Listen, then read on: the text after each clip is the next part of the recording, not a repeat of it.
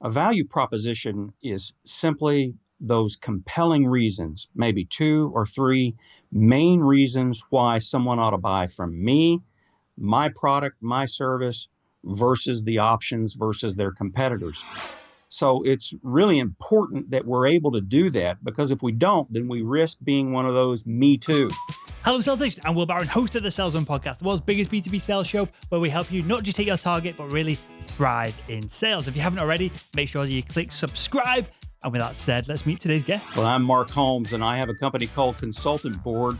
My specialty really is working with salespeople and in training and in a coaching format. On this episode of Mark, we're diving into value propositions, what they are, the rules of building them. It's actually quite simple when you know what you're doing, how to strengthen them, and then how to ask really good questions to amp up the pain that someone has with their current provider so you can jump right in and close the business. And so let's jump right in. So what is a value proposition? And then we'll dissect it perhaps away from what marketing do and then what we need to do to communicate to our buyers.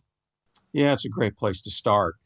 A value proposition is simply those compelling reasons, maybe two or three main reasons why someone ought to buy from me, my product, my service, versus the options versus their competitors. And that's what it is in its most simple form.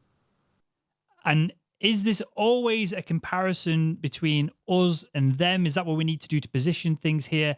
Or is and I'm saying this, thinking I know where you'll go with this, but is our product that incredible that we don't need to mention anyone else and we can just talk about our product's features, benefits, and value just because it's so incredible we don't need to align it against the market? Well, if we don't defend our value, nobody will. If we don't promote our value, no one will. If we don't put our value in the context of the customer, the prospect's world, they may have trouble doing that in a way that truly separates our product, our service value from all the other options that they have out there. So it's really important that we're able to do that, because if we don't, then we risk being one of those me too. There's no question today is parity is a major challenge for being able to differentiate virtually any product. I've got clients that have been specialty producers or specialty manufacturers who enjoyed a niche that was really difficult for competitors to duplicate. Today, that's just not the case. With technology, with costs coming down, it's easier for companies to come along and enter into a marketplace. And suddenly now these specialty companies are finding that their value is not so esteemed or not so special, not so differentiated. They've got to go out there and differentiate and make that message crystal clear to the customer, to the prospect.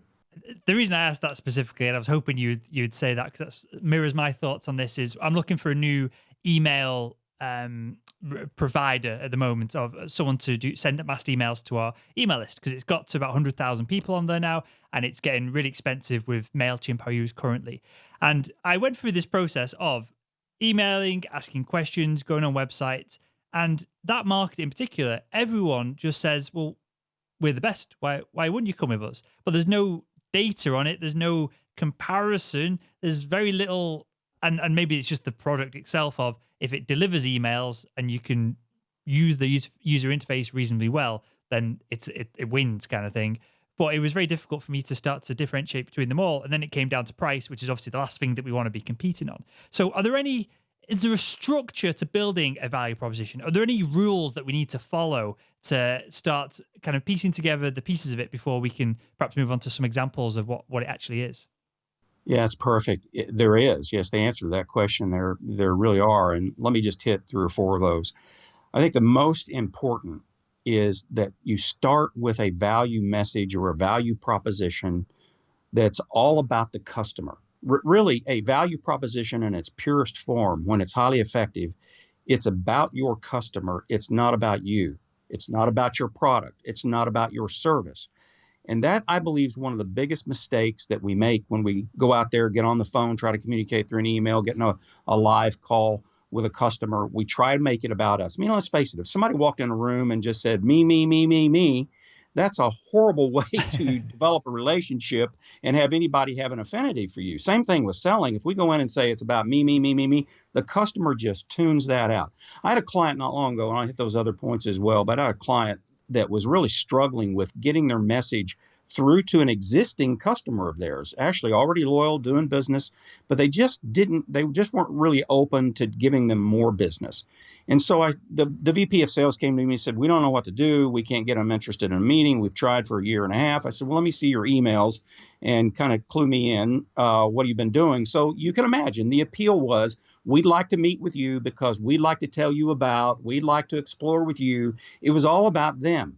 And I said to him, I said, Dave, you got to reverse that. Let's look at their issues. So to fast forward, not go through all the detail, the end of that story is that once we were able to identify what are your customers' issues, what are they struggling with, what are they interested in, why would they even want you to potentially provide more business? And so when we began to get at some of those issues, like protect their brand, extend their brand image, enter into markets, increase market share, and then we began to ask, okay, how do we put the correct evidence or proof to that? And they fortunately had a few studies, and they put that data together, and we changed that entire appeal or approach. And in a short email, less than 100, 110 words, with 2 or 3 bullet points, which I had instructed them to do, he completely changed the appeal and had a follow-up call. Long story made even shorter. They eventually got the business in about 6 to 9 months or so and landed a huge multi-million-dollar contract. And so that potential was always there, but the mistake they made was that first mistake they were making about them, not the customer. The second thing that you really want to do is you want to emphasize, instead of selling differences, Will, I think today it's really important that you sell the difference. Here's what I found. I found the more we emphasize our differences, the more the customer tunes us out. They're not interested in differences. That's what almost every salesperson does. I'm different than them. I've got this. They don't. We've got this. Ours are blue. Theirs are red. What they really want to know, and what they want to want your help and my help doing, is being able to understand the difference that product or that service will make. And that's where we have to get in there and really know the customer prospects' issues. We've got to know them better to be able to do that. So that's the second. To interrupt you, Mark, what would be an example of that? I guess an example of the differences versus the difference. Yeah, the differences would be to emphasize, well, we've got a faster product, or our product's going to provide more assurance, but it's never really put it in that customer's perspective. Let's, for example, go back to the previous example I was giving. For them, they wanted to emphasize how they had this additional product that they believe could provide more sales. Well, everybody who approaches them believes that. And they really thought they had all that corner pretty much carved out. What they hadn't really, as the customer hadn't really understood, because the sales force or the sales manager really had failed at that messaging, is they hadn't understood how this additional product that they would provide would yield more market share, get them into more space, protect their brand, extend their brand. And so when they were able to present the case for that, the difference that it would make in the results that it would have for the marketing department, for the sales department, for the sales force that went out, then that message began to be clear. That's when it becomes alive to the customer. So we've got to paint a picture in the customer's minds of what it's going to be like 6 months down the line, versus what you'll do on day one is press this red button and it kind of at some point magic will happen. Yeah, at least in most of my clients' world, it's really about the immediate value in some cases, but about the longer term value that they can expect. You know what that really spells? It spells we need to do more preparation as salespeople today. As professional salespeople, we must prepare more thoroughly, have more data put together, think it through, again, from the customer's perspective. I like, when I'm in a live audience, a large audience, I like to go out in the audience and say, look, it's just like this. You've got a certain perspective of me of where you're sitting, but I bet the people in the front row have a different perspective than the people in the back row at a stadium where you've got front row seats versus being up in the eagle's nest. It's a very different perspective. And that's what I'm trying to explain, is that you want to come around to the customer side of the desk, look at their world. Ask yourself, what are they struggling with? Because here's the dirty little secret. You want to know the dirty little secret that most customers are never going to tell us? Yep. Here's the dirty little secret. They realize that they don't have the expertise, nor do they have the time to fully accurately determine who's got the best value for them. They need a professional salesperson's help. They need a salesperson who's knowledgeable, who will be a partner, who will guide them, who will quantify the value. And that's one of the other elements of a great value proposition. You've got to do the homework. You need to quantify the difference that you will make. That's how you make it specific and not general. And that's an important element of a value proposition. You want to make it as specific to their drivers, their value drivers as possible. All customers are essentially going to want to know some pretty common things. I mean, we can pretty much across all industries say most people are going to want to either save money, make money, solve problems, head off problems, reduce headaches, reduce their risk. They're going to want more assurance, greater peace of mind. A lot of people, a lot of companies have the same kinds of reasoning for why they make decisions, but they're not motivated necessarily in the same way. In other words, everybody buys quality, but people buy quality for different reasons. And as a salesperson, I've got to understand and take apart what those are through careful questioning, understanding them, understanding their industry, so that I can build a more solid case for my value, a greater, more effective value proposition. So what would be and I know I've taken you slightly off track of your kind of 3 or 4 rules here, so we'll come back to that in a second, but just on this point, Mark, for context, what would be a real concrete example of a value proposition, either perhaps the service that you offer your clients or that a client has put together, whether you want to name names or not is fine. Yeah, a great question. I'll give you mine, and here's what I advocate. Let me give you the principle, and then I'll unpack it and give you a specific example. I believe that for an effective value proposition, you need to make it general enough that it will appeal to your widest market, your widest scale of potential customers, but specific enough that it's compelling or convincing. So I start when I walk into a new potential client or communicate by phone, which sometimes I do, obviously, because they're wherever, not where I'm located. My general value proposition is very short, and it goes something like this, unpacked in different industries in different ways. But essentially, I help companies increase sales, the customer's experience, and employee performance. So I may change a word or two in there and talk about strategy, or just depending on the language of the customer themselves. But that generally is my overall or general value proposition. It's easy to communicate. It's done quickly. But then I need to be more specific. They generally want to know, so what does that mean to us? And that's where I begin to transition to questions that I have prepared. Those questions are specifically, thoroughly prepared in advance. And I start with a blueprint. And that allows me to go in and then begin to guide the dialogue. And that information that I pull together then makes it more specific to them.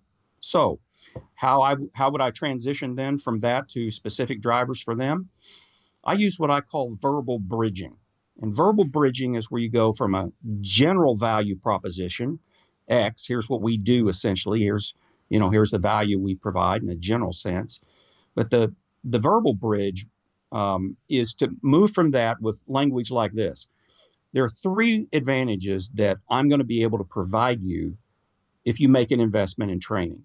Or what this means to you, Mr. Customer, is it means 2 distinct advantages based upon those issues that we've been talking about. So a verbal bridge moves from my blah, blah, blah, blah, blah, general to, all that BS stuff, to the specific hardcore fact based on your issues, based on what you've told me, based on what we've discussed. There are really 3 benefits that I'm confident we're going to be able to provide you that are going to wipe out those issues or concerns or address those issues or concerns. And that's when you then begin to specifically talk about and unpack how your value meets those value drivers that they've been talking about through those questions, that dialogue that you've carefully prepared for by thinking through the questions in advance. If you ask status quo questions, you're going to get status quo answers. You're going to get the customer to just give you back what they tell every salesperson. But if you ask penetrating, strategic, or well-purposed questions that truly make them think, then they're going to yield you more information. I like to say it like this. Customers must think before they buy, and questions make them think. And so you're probably never going to get somebody to think much or very deeply if you're just going blah, blah, blah, blah, blah. You need to yield into questions that literally make them stop. I'll give you a specific example. So I landed this large, it was Tracker Marine. They've changed now. They're under the Bass Pro whole umbrella. But years ago, when I was presenting a training proposal, they had a new customer service manager and sales and customer service. And the question that I had, that I'd prepared in advance, based upon the previous history with that customer as a client of mine, I asked the question. It just rocked this guy's boat. I don't know. I guess he'd never been asked that. Here was my question. It was a simple question, but it made him stop and think. And the question was, how long do you want the training to last? And he just looked at me like, well, he was expecting me to say, well, I'll do 10 programs. We're going to have 14 hours and you're going to need 30 people and it's going to cost X dollars. That's what he was prepared to. I mean, he was getting ready to write it all down. And that just froze him in his tracks. And so I unpacked that for him and said, Mike, I can walk in here and I can put together a training program and you can hand out evaluations and you're going to get back 90, 95, 98%. They're going to say, that was excellent. This was great. We really enjoyed it, blah, blah, blah. But I said, Mike, that and I know that they can go right back out there in their work world and never apply a thing. Now, is that what you want? Well, of course I don't. I said, well, I wouldn't think you would. That would be a horrible investment. So let's talk about how we can approach this so that your people make change in their behavior. So anyway, that's in my world. That's how I have to sell my value. For my clients and teaching them how to do that, those kinds of questions, like how long do you want it to last? I have a number of clients, salespeople, who have taken that question and they've changed it, and they've changed it around to fit their world. And that's the thing about great questions. I have about 150 questions now that I've collected from close to 20 different industries and salespeople that have done it really well, or we've latched onto a great question that unlocked the door to a huge mega account that they'd never been able to penetrate before. And now they were able to. But in every one of those situations, it was a question or a series of questions that unlocked the door. Not in one, and I mean not one single solitary example can I give you of somebody who had that magical phrase, that schlocked out spiel, that special, like that, wonderful way to say it that just knocked the customer over like, oh man, none. I don't have any examples of that. I've had a lot of salespeople try that course, and then they came back around to say, look, okay, I can't get in the door. What do I do? And we reversed that and began to ask customers questions that got them in the door or moved the ball. And it really caused the customer to have to stop and think. That's the key. I mean, that's really one of the most important keys to a value proposition. So you start, let's just kind of reframe that real quick, because I may have gotten people lost in the dialogue. So number one, you've got to look at it from the customer's world, not yours. It's all about the customer, not you. Number two, make it general enough to appeal to the widest point of your audience, but make it specific enough to them that it's really compelling, it's really convincing. And you've got to emphasize the difference that you make, not the differences. If you do those three things and then you tailor it back to that customer's value drivers, your value message, value proposition, tailored fit to their value drivers, you will have a highly effective value proposition. You just can't go out there and prepackage it and expect one size fits all, because it doesn't. And even if it did fit, people don't want to consider their situations general. They want to consider them unique. And they want to know that your situation, your value fits their unique situation, needs, issues. With regards, Mark, to, I think you used the word a penetrating question, because it seems like a lot of, after you get past the initial value proposition, which perhaps is a hypothesis, and then you work your way to engineer evidence to show the customer with a series of bullet points that is appropriate for them later on. It seems like asking these provocative questions, these penetrating questions, is a big part of this. Is there a structure to uncovering or building a question that gets a response, which is, hopefully they look back and they sit back and they put their eyes up in the end, they go, huh. And it's, it's a question that they've never been asked before. And I know some of the audience can't see this, but I'm scratching the top of my head like a cartoon character would when someone asks a really profound question. Is there a structure of doing it? And it seemed from your example that perhaps one way of doing it is to ask a question about something that people assumed is standardized, is already going to happen. Is that perhaps one way to uncover this? Yeah, there is a structure. There's a structure that I teach, and I'll tell you, it has taken me years to finally kind of unpack this in my mind, because I find that some salespeople, for some weird reason, I'm one of those, because I grew up as a salesperson. I went out there and hit the streets for Dow Chemical Company, and then in the oil field with Tetra Technologies, and then in the nonprofit world, international fundraising, and working Fortune 500 CEOs. And that's really who I cut my teeth on initially years and years ago. And it just, I don't know why, but I'm, my wife can just drive her insane with questions, because that tends to be my, it comes easier for me. Well, it just doesn't come as easy for maybe the majority of people. So that's a great question, because there is a structure, and here's the structure that I teach. Number one, and if you can get this and then I'll give you at least a couple of examples that I think would help make sense. Specific examples that actually I call $1 million questions, because they've yielded a number of clients $1 million plus sales. But here's, first of all, the structure. Number one, you got to start with the end goal. In other words, ask yourself, what is my end goal? What do I want the customer to think about? What do I want them to consider? What conclusion do I want them to reach? What feelings do I want them to have? What threats or risks do I want them to think about? What advantages do I want them to stop and consider? Where do you want that question ultimately to go? It's kind of like the speaker who originates his or her speech, their presentation. You always start with the end in mind. Who's my audience? What's the one point I want them to get more than any other? You've got to know that as a speaker. Well, in any profession, you really need to know that kind of bottom line stuff. That's the bottom line to a great question. Really, to unpack it, start with that end goal in mind. Second thing you do is you begin to draw or connect the dots from that question to other questions that just kind of flow out of the dialogue. So that question that I asked, for example, my client, how long do you want the training to last? Well, I got a response, as I said, and then I had some follow-up questions based upon the dialogue. And you want it to flow with dialogue. It should never sound like you're a trial lawyer or you're putting them through some kind of a survey. It just comes off sleazy and But you want it to make it part and parcel of dialogue. So you connect the dots. And then the third thing that you've got to do is prepare for the what ifs. So what if they answer in this way? What are you going to do? What if they answer that way? What are you going to do? What if they turn around and ask you a question?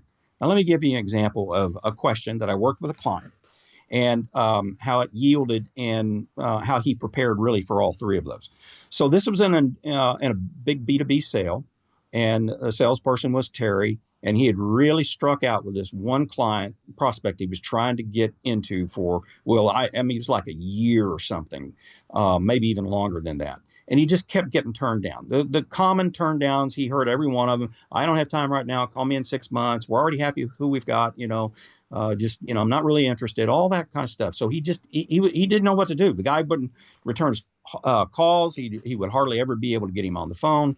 So I said, well, Terry, we've got to put that in the form of a question. We've got to ask him a question that causes him to stop and think about something that's important to him, and then use that as leverage to get in the door.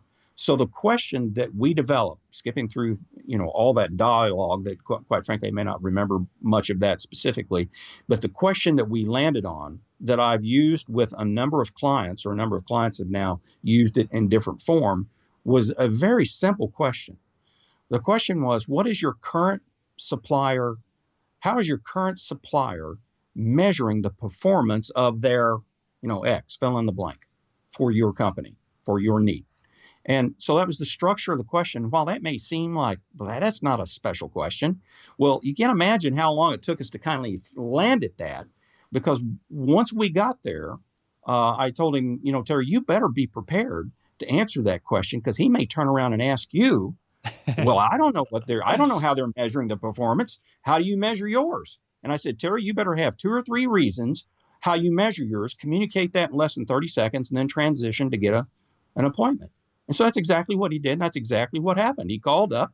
He was able to get the guy on the phone in a couple, 2 or 3 months. And he gave him the question. And then the guy, just like it, like I almost predicted it, he just literally said, I have no earthly idea what they do. What do you do? He's kind of irritated. And he said, well, we do 3 things. Boom, boom, boom. And so I'd like to be able to, and then he just transitioned to a question. Do you have, for an appointment, do you have time on Thursday at 2:00 or, Monday at 1:00, whatever his options were. And he was able to get in the door. And the story is he did land a multi-million-dollar contract.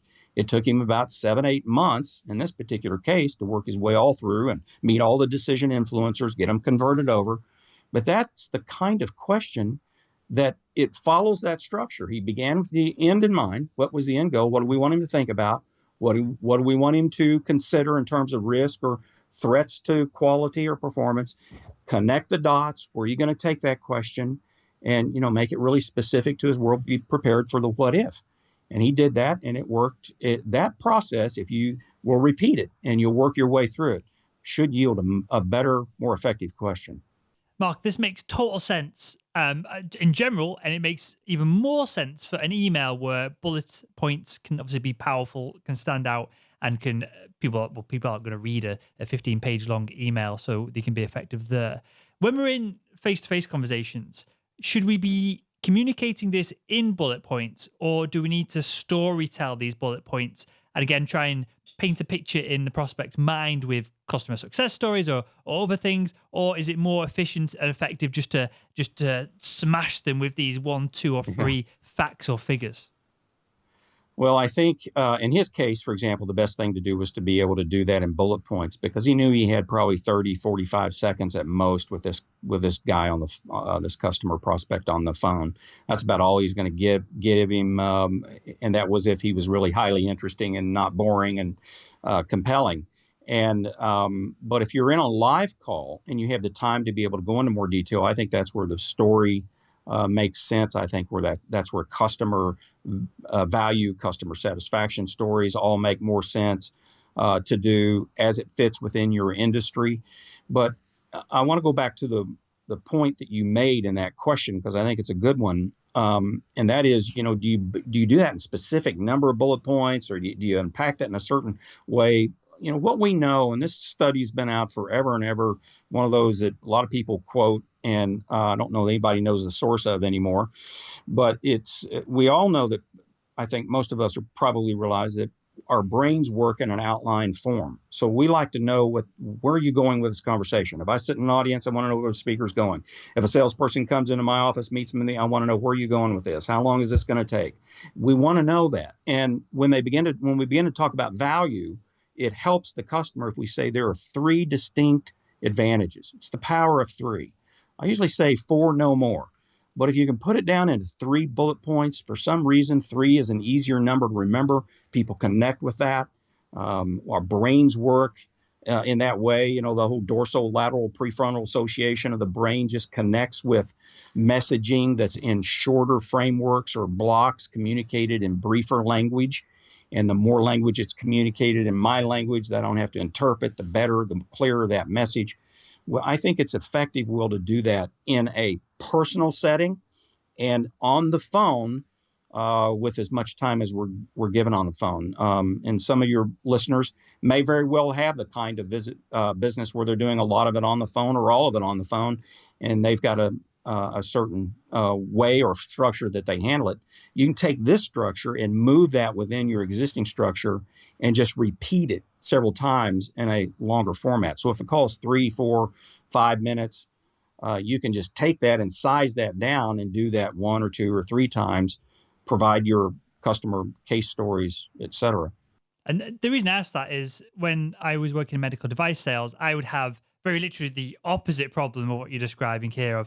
I would have 2, 3, 4 hours in theaters with a surgeon to go through these points. And I was just trying to picture in my mind of, would it be, and it's subjective clearly, and it depends on the individual you're speaking to, because they may have a short attention span. You have the opportunity to be there for a long time. They may prefer you not to be there a long time. But I know there are circumstances where I'd run in, go, this is why we should do this, and then there'd be 3 hours of just talking about the football or whatever afterwards, which is, great, it's rapport building.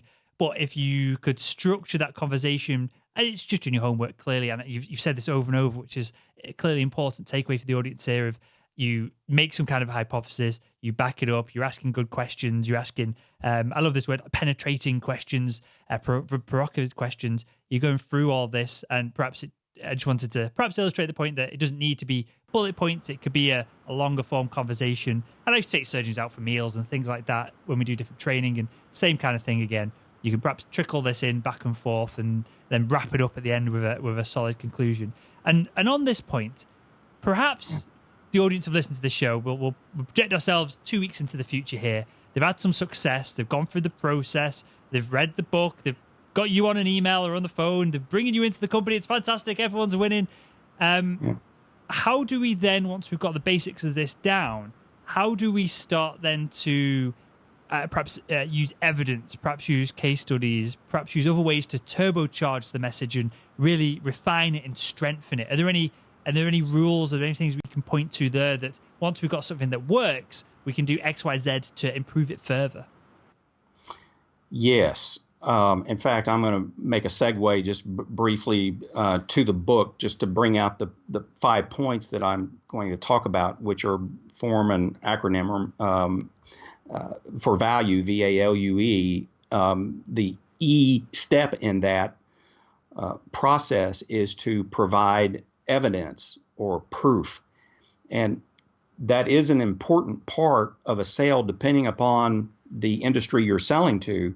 It could be in a very important part, particularly if they don't know you, the trust level is low, or the familiarity is low. You may need to stack up more evidence and proof on the front end and throughout than what you might in some other sales settings or even sales cycles. But let me go through value just real quick. So the book will talk about, V stands for verify the value drivers. Get in there and know your customer. It'll give it a series or a number of examples of questions that you can use and that you can begin to build your own questions off of that the salesperson in the story actually uses. And then the A stands for adapt your value, to tailor fit your value. Don't make a one size fit all. We talked about that. Adapt it. The L, which probably isn't taught nearly enough, is the important principle of listening. And that's, if you're going to sell anything effectively today, you must be an effective listener who not only listens but comprehends, accurately processes that information, and develops from that a compelling value proposition, explanation, answers. So that's the L. The U is to understand the buy. Who's buying? Who are all the buying influences? In the book, you'll see 8 questions that if you'll ask these 8 questions or a form of them, you'll probably hardly ever get duped or tricked or fooled by not selling to all the value or all the decision influencers, decision makers, and identifying all their roles. And that's the key today. There's 5, 6, 7 people in a lot of compelling, or rather a lot of complex sales that are making decisions today. They've got input to it. Well, you've got to be able to curate a lot of favor and a lot of agreement in your direction to land a sale in a lot of these complex sales situations. Pardon me. And so that's the U. You need to understand the buy. Ask those questions where you can know who's buying, what's their budget, do they have a budget, is this funded or not funded, are they just fishing for prices because they're not really serious about buying, they're just trying to explore. And then the E is to provide evidence or provide proof. And that's going to vary for every company. In some cases, it could be marketing information. In other cases, it's case studies or customer testimonials. It could very well be data, studies that have been conducted, independent studies. I'm a real fan of. I think we try to use those as much as possible to provide credibility to our message. And quite frankly, in a lot of cases, if you just ask the customer, what kind of evidence do you need in your company to be able to persuade you or to help you come to the decision that we can provide the best overall value? Rather than taking a guesswork at that, find out. Just ask questions. I've Pardon, got while I get a drink. I've got a friend who is a fundamentalist Christian, which is much rarer here in the UK than it is elsewhere. It's good mate, man. I do a lot of rock climbing that with him. I'm not Christian at all. And a question that I ask him often when because I love, as I said, I'm not religious, atheist, but I love debating religion and Christianity and other things. I love watching documentaries on it. I find it all fascinating. So it's all from a good place when we have these conversations, usually after 5 pints in the pub after going rock climbing.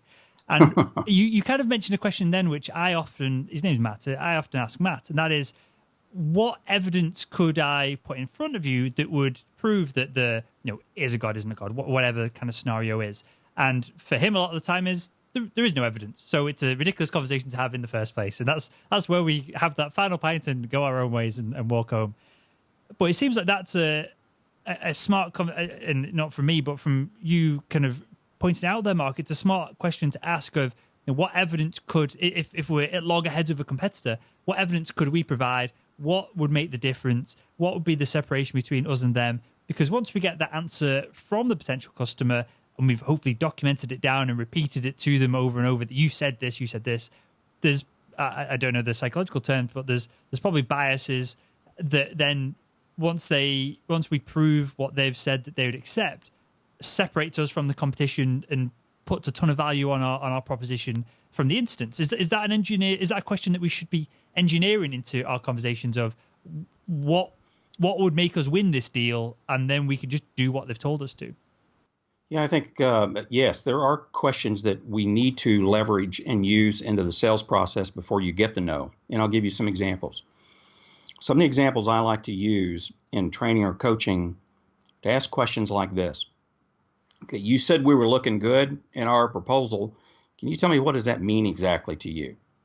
I had a client a salesperson who was an experienced salesperson who lost a big deal because he actually was duped into believing that meant he was going to get the sale. He'd gotten previous sales there, and when the customer said, well, your proposal's looking good, he went back, told the sales manager, oh, we're going to get it because he said our proposal looks good. Well, when a new decision influencer entered the mix, somebody who he had never called on, and they swung the decision in another direction. So you got to ask those questions early on. Don't find out after the fact. Find out before the fact. So here's another question you can ask. You can ask, as you look at our proposal, what are some of the areas that you really like? What stands out to you that is really painting a great picture of value to you? You're going to get probably some really good insight there. Reverse that question and ask this question. Are there any areas of our proposal that give you pause, give you some concern? And then just shut up. Let them tell you. Fill in the blank. Don't start going such as or like. And I know that we were just shut up. I find when you ask questions in a short, brief form, straight to the point, how long do you want this training to last? Have you ever considered the advantages of filtering your fluid before putting it down the well bore? Another question landed millions and millions of dollars. Make those questions short, compactful, and penetrating, and just shut up and listen to what they have to say. And if you'll do that, in so many cases, they'll go, yeah, there is something about your proposal that's given me concern. I'm not, and then you have that discussion, and you go, well, what kind of evidence can I provide for you? Well, it would be helpful. Do you have any case studies that we might be able? Certainly, I can do that. What else would be helpful to you as you go share this with your committee, or I know you have to run it up the ladder to your boss, and you said it's really not possible for me to speak with them if you can't get through that wall. Find out, what can I provide to you? If they're the cheerleader, if they're the person that's providing the leverage point into the organization and kind of the gatekeeper at the same time, find out, what do you need? What can I provide you that would help you make a case for our value, that we're the best value choice for your company? Because I think we sometimes avoid these difficult questions when in reality we're doing the prospect a huge favor by having that slight bit of awkwardness of, I can't remember the phrase you specifically used then, so I'm going to give my terrible version of it, but essentially, what sucks about this, and what's making you feel nervous about this, and how can we give the evidence on top of that? Because otherwise, they're going to sit there. They might not want to ask the awkward question. They might feel like it's our job, our prerogative to do that. And so they've got that little bit of doubt when they're going to their boss to get the budget, the final sign off, to not be vetoed. And so we're doing them a favor. We're strengthening their position. We're allowing them to feel better about it by that just one little minute of awkwardness on our half. They probably don't feel awkward about it at all, right? It's almost an investment in that moment to accelerate the deal further along the line. Yeah, and when you can put these two together, take the value proposition, which we've talked about, put it together with really good, compelling questions. Sometimes they don't seem all that compelling, but just a good, straightforward questions will do. I'll give you an example. I landed a huge company, had about 100 different locations. They were in I work in about 20 different industries. And so it was a simple question. A lot of people have used it. There's no brain work in that, but essentially, I'd gotten in there on a referral, and I said, so really what interested you in what I provide? And he had an answer to that. And I said, so what are you struggling with? What really kind of drives you to want to spend time? And he had his two VPs with him talking about this. He said, well, I'll tell you. He said, because our customer service sucks. And you could tell it just that hot button of him. I could see it I could just see it happen. His facial tone changed. His two VPs kind of, flipped a little, kind of flicked a little bit, flinched. And I could tell it hit a nerve. And I said, well, tell me why it sucks. And boy, he did. He unpacked that.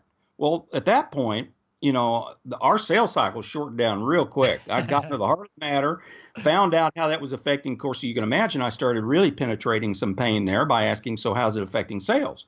And of course, his answer was, well, it's killing us. It's just killing us. So how do you want to solve that? What are you prepared to do? You just have those questions in your mind. And so you begin to focus that back into the dialogue. And now suddenly that becomes the most natural form of conversation. It's great selling is never a monologue. In fact, I hate PowerPoints. I tell my clients all the time, kill your PowerPoint or kill your sale. And I think today, unless you take the approach where you find out what the customer wants in your PowerPoint, it's essentially, for most salespeople, a waste of time. You can have you're just going to position yourself into a box looking like everybody else out there. True story. This just happened in the last several months. Manufacturing client, long-term salesman. In fact, he's about to retire. I've been telling him, Gary, over and over again, drop your PowerPoint, man. You got to do that. You need to short value proposition, transition to questions. He came back in our next sales meeting. He said, Mark, you're never going to believe what happened. I said, what happened, Gary? He said, I go into this big manufacturing customer. He said, this is a multi-million-dollar deal for us. And they say, well, sit down. It was a whole room full, like 6 or 7 people around, big mahogany table, all the decision influencers. And they said, so tell us about, they named the company. Tell us about your company. And he said, okay, well, great. I've got a PowerPoint. He got up and he walked towards the PowerPoint. And they stopped him. They said, whoa, hold on just a minute. Kill the PowerPoint. Sit back down. Just come on. Just tell us about your company. We don't want a PowerPoint. We're done with those. Just tell us about your company. And I said, so what did you do? He said, well, I did what you said. I kept it really short, talked about our value, and then I transitioned into some questions. I said, okay, what happened? He said an hour and a half later, he said it was a great dialogue. He said, we just talked. He said they gave me the commitment to provide a proposal. A long story made short, and the sales cycle was 3-4 months or something. They did land the sale. So it was a highly competitive situation. That's how you put it all together. That's how you have a value proposition that feeds into the question. The questions come from the dialogue after you're there, but you start with some preparation ahead of time. And in part, going back to part of your question, Will, it's really important to take and have some discipline. And so I use a tool. I call the one-page sales call game plan. And Gary completed his one-page sales call game plan. It's not a form. It's a tool. It's a tool for change. Forces you to think about, what's my sales call objective? What are the questions I'm going to ask? What's the value proposition I'm going to be prepared to communicate in a general sense? What objections are they likely to ask? Those are things that any and all of us can do. If we'll take the time, 15 minutes, 30 minutes, whatever it takes you to prepare longer for a complex sale, for a follow-up call, whatever the circumstances, an important phone call, whatever they are, prepare for that ahead of time. Get your mindset right. I like to tell salespeople, you need to prepare for every sales call. You need to prepare a couple things. You need to prepare your questions. Number two, you need to prepare your value proposition. And really the third one is you need to prepare your mindset. And they usually look at me, they get the first two, they don't get the third one. So you got to prepare your mindset. You got to be prepared in your mind for the call. You got to have the right attitude. You need to have spirited energy. You need to step off of that elevator or out of your car or pick up that phone, whatever you're going to do. Communicate that email with some vibrancy and enthusiasm that just kind of comes out in the messaging. Whatever we do, we've got to give it our best shot, and that takes preparation. Well, mindset is the conversation for the next episode, Mark. And with that, mate, I've got one final question for you to ask everyone that comes on the show, and that is, if you could go back in time and speak to your younger self, what would be the one thing you'd tell him to help him become better at selling? Well, that's a great question. I would actually advise what I just ended with, and that is preparation. Make it all about the customer. Take the time to prepare ahead of time. Intelligent, penetrating, targeted questions that are in the customer's language.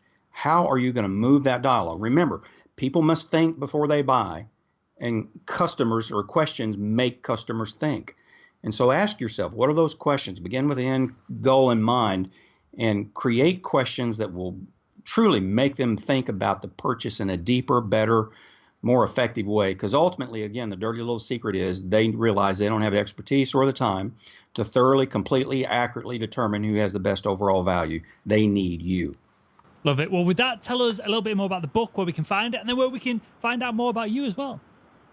Yeah, my website, salesrevenuecoach.com, is a great place to go. You can find out more about me, catch some of the resources, the blog articles that are there. There are a number of the topics we talked about. We'll have articles that are linked in with that. The book, both of the books, the recent books, the 5 Rules of Megavalue Selling, and the Sales Diamond. Both of those are there. They're also out on Amazon as well as my other books. That's a great place to find those.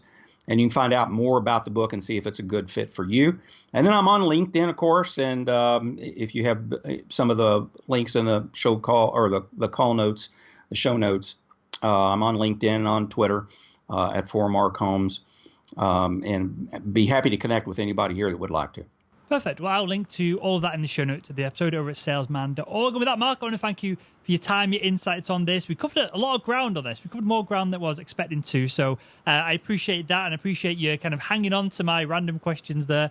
And with that, I want to thank you for joining us on the Salesman Podcast. Enjoyed it. Thanks, Will.